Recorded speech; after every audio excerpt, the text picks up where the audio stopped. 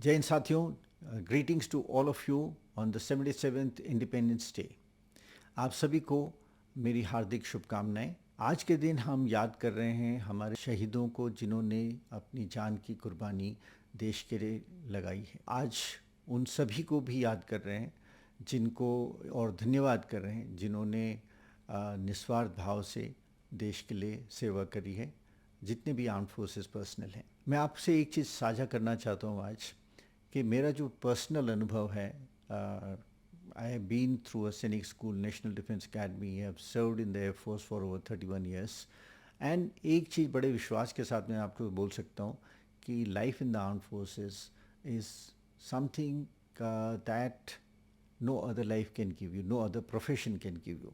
The kind of satisfaction, the kind of bonhomie, the kind of respect that you get is only in the armed forces that you can get. तो आज मैं विशेष तौर पे जो हमारे youth हैं, जो हमारे युवा हैं, उनसे एक आह्वान करना चाहता हूँ कि आर्म्ड फोर्सेस के करियर को आप एक अवसर जरूर दें। You must try a career in the armed forces in whatever capacity.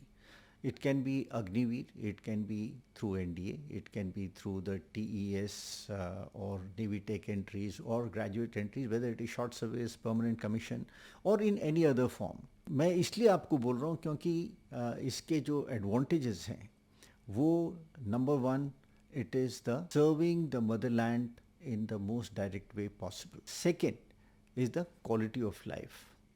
Number 3 is कि आपका एक पर्सनालिटी डेवलपमेंट होता है किसी भी स्तर पे, different levels, different stages. If you see, there are different courses and skill development that takes place, and you become a better version of your self.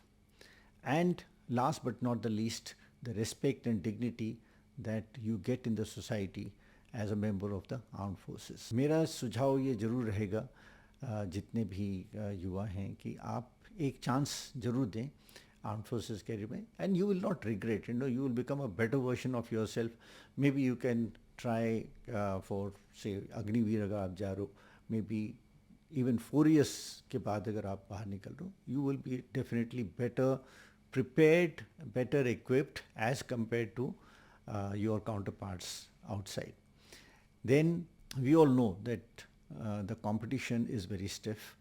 The armed forces are getting modernized.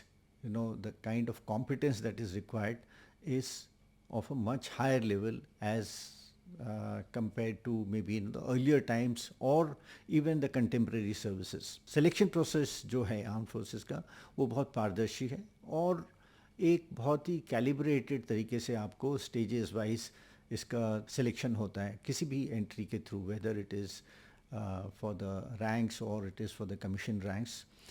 Then अगर आप इस process को ठीक से समझते हो तो आप डेफिनेटली इसमें सफल हो सकते हो।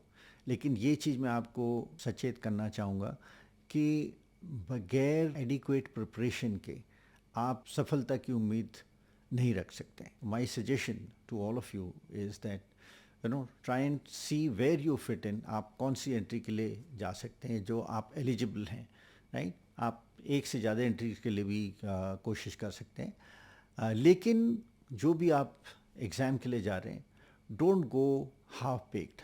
आधी प्रिपरेशन के साथ मत जाइए अगर आप सफल होना चाहते हैं तो उसके लिए आप बहुत सारी ट्रेनिंग अवेलेबल हैं, whether it is online, it is offline, right? So वो आप डिसाइड करो कि किस तरह से आपको तैयारी करनी है। लेकिन बगैर तैयारी के आप इसमें सफल होना, the chances are very very less.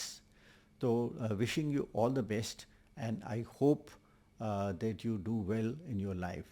जय हिंद।